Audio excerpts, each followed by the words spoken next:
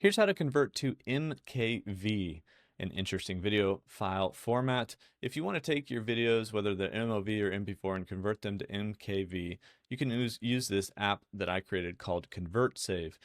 So I can just click and drag. It's a drag and drop file converter. And then I can select the output and I can go to MKV right there. Then I hit convert. It saves it right next to wherever that file came from. There's a link in the description, or just go to convertsave.com. Pretty much I was like, hey, to my brother, who's a software developer, I'm sick of uploading my files to random websites. Can you just make like an image, video, and audio converter that works on Mac and Windows right on my desktop that I can just drag and drop files into? And like after the weekend, he had it. And then we've worked on it a bunch since then to make sure it looks good, works well, and now we've released it. And so convertsave.com, you can go find this app, you can download it, you can check it out.